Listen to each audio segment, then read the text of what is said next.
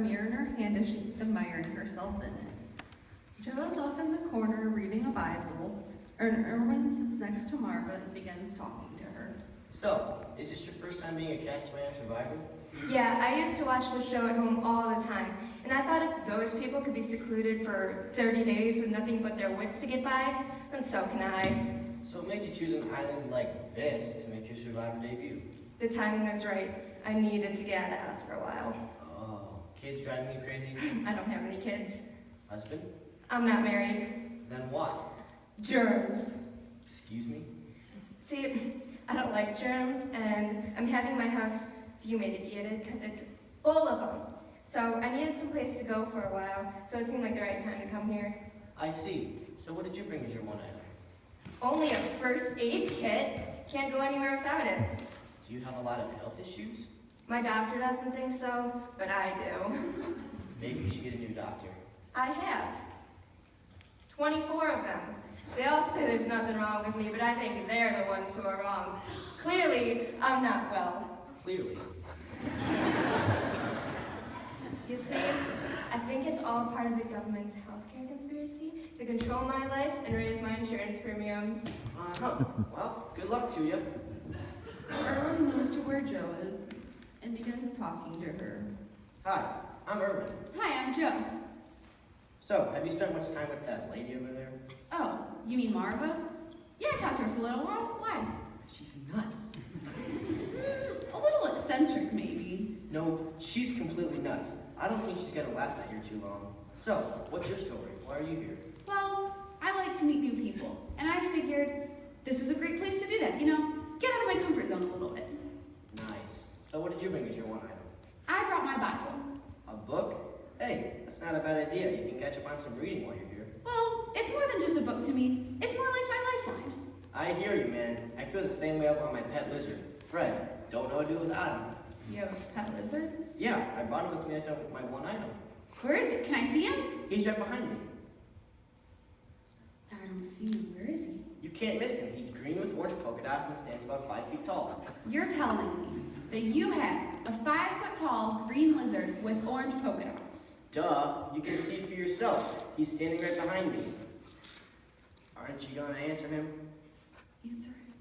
Fred, he's talking to you. Your lizard is talking to me. Can't you hear him? No, I can't hear him. Say it again, Fred. She didn't hear you. Jo looks as if she's listening intently, but has a very blank look on her face. Well, I'm sorry. I don't hear anything. and you say you can't see him either, huh? Afraid not. Very funny. Come on, Fred. I guess not everyone appreciates you like I do. It's gonna be a long month here. This island's full of crazies. I really am beautiful, aren't I? Excuse me? I was just saying I can't get over how beautiful I am. Don't you agree? You're very pretty. Pretty? I'm drop dead gorgeous. That's what I am. Yeah. Let me guess. You brought your mirror as your luxury item.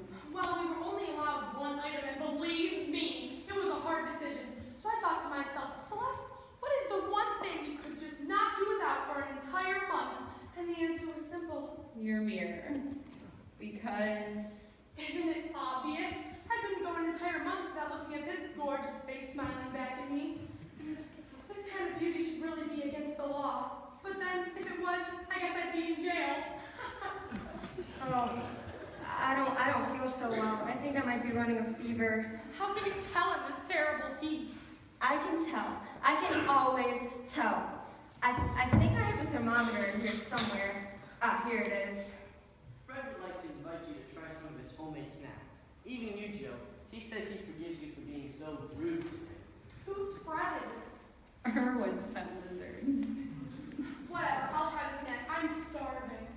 Erwin brings the tray to Celeste, who doesn't even bother to look at what is on the tray. She's too busy admiring herself on the mirror. This is awful. What is this? Deep fried flies. Flies? You let me put flies in my mouth? Fred loves them. They're his specialty. Who's Fred? I told you, he's my pet lizard. He's 5 feet tall and has orange polka dots. He's right over there. Are you insane? There's nothing there. I see. That's how it's going to be, huh? You've already made alliance with Joe, haven't you? Fine by me. I don't need you anyway. Either of you. I'll be just fine on my own. Come on, Fred. Crazies. I knew it. I am running a fever. What's it say? It's 98.9. I've got the jungle fever, Joe. I'm gonna die. We're all gonna die. You're not gonna die. None of us are gonna die. Celeste notices her mirror and bends down to pick it up. What is it? My mirror, it's broken. Is that all? Is that all? Is that all? Do you have any idea what this means? 7 years of bad luck. No. It means I will never be able to see my beautiful face ever again. I wouldn't say never.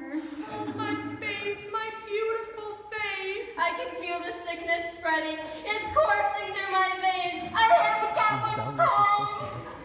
Oh, Lord help me. All right, now you've done it. You've all done it. Now what? Fred ran away, that's what. He got his feelings hurt and ran away. I don't know what to tell you, Erwin, but Fred isn't real. But that's not the worst part. Not only is he gone, so is everyone else. What are you talking about? I looked all over the island for Fred. I couldn't find him. But I didn't see anyone else either. No food, no supplies, no shelter. Nothing. What you see here is it.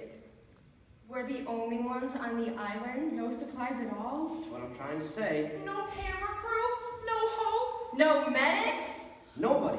I'm telling you, everything and everyone has disappeared. Maybe breaking my mirror was bad luck. Now we're stranded on this island all alone. With no mirrors anywhere. I can feel myself slipping away. Oh, the horror! So there'll be 3. Look, calm down. I know this doesn't look good, and I don't know what's going on or why this happened, but I do know that we just have to settle down and remain calm. How can you remain calm at a time like this? Because of this. A book? My Bible. These are God's words, and right now, He is not giving us a spirit of fear, but one of hope, power, and a sound mind. Really, a sound mind. Well, it also talks about miracles, so let's hold on to that for a minute. They all sit in a semicircle, take a deep breath.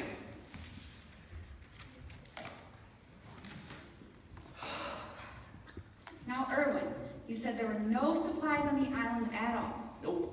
Oh, we're all gonna die. Marv, I need you to stop doing that, please. No one is gonna die. How can you be sure? Because I believe that God will provide for us. That doesn't seem possible. I agree. Yeah, man. Rod here alone doesn't look good for us. I know it doesn't look good right now, but that's because you're all afraid. And fear has a way of making things seem worse than they actually are. But things are pretty bad. Yeah, but fear makes things worse. Fear wants us to believe that whatever lies ahead is too hard for us to handle. But the truth is that there's nothing too big that God can handle, and nothing is impossible with Him. You really believe that? I do, and this book tells me so. I believe it, and there's been too many times in my life when God's come through for me, and I believe He'll do that this time as well. But how? How are we going to survive? I don't know. How are we going to eat? I don't know. How are we going to get off this island alive? You know, I don't know any of the answers to those questions, but God does, and He'll make a way for us. But what about my fever? He'll take care of that, Marvel. Do you think God can fix it so I can see my stunningly beautiful blue eyes again? I'm sure He'll think of something. Can you bring back Fred? You know, Erwin, God can do anything. So, I'll tell you what. Why don't we just pray, and I'm sure things will look much different afterwards. They join hands and bow their heads and begin to pray silently. And after a moment, the set manager enters.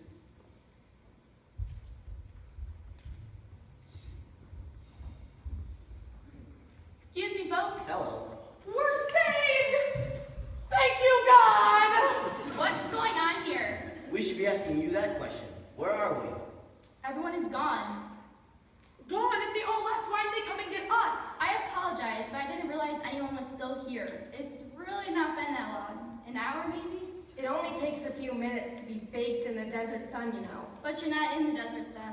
All right, tropics, desert, there's still a hot sun. Where do you think you are exactly? A tropical island in the middle of nowhere? Why? Where do you think we are? I know where you are. You're at a 5-star beach resort on the secluded section of the beachfront. A beach resort? Yeah, I had left for the night, but then I realized I forgot something, so I came back to grab it, and that's when I saw you guys. So we're not on a deserted island by ourselves? No, you are not deserted. We go to the remote location next week. I thought the director told you that. The boat right here was just to get you some experience with what is really going to happen. You never went any more than a mile away from the resort. What do you know about that? I guess God provides us after all. He definitely has his mysterious ways. Well, what are we waiting for? Let's get out of here. Go ahead. I'll grab my stuff and be right behind you.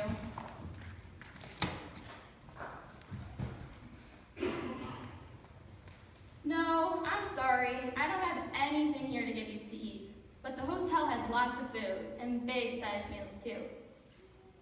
Oh, you're welcome. I hope you find something good and nutritional. Good night, Fred.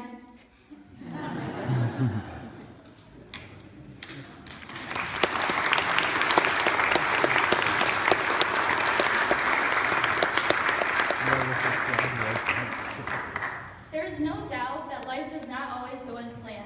Life has a way of throwing difficult situations at us and leaving us to wonder why.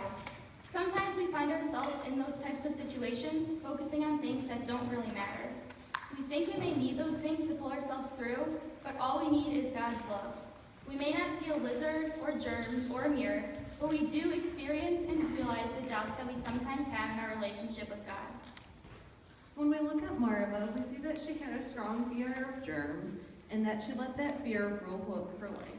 She only trusted her first aid kit, and Celeste was always too busy looking at herself to look towards God. But then we look at Joan, who had a strong trust in God, which gave her the strength to turn to someone when she needed someone to trust. Just like the characters in the skit, we get attached to things that draw our attention away from God.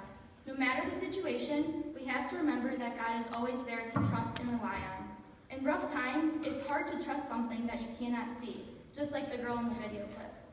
And just like in a trust fall exercise, you cannot see the person behind you, but you must trust that they will be there right behind you to catch you. As said in the reading from Isaiah, God will be there for peace and comfort when we need it most. It takes a lot of faith, but knowing the depth of God's love makes it a lot easier to trust Him. Whatever the flaw may be, God will always be there to trust and rely on when times get rough.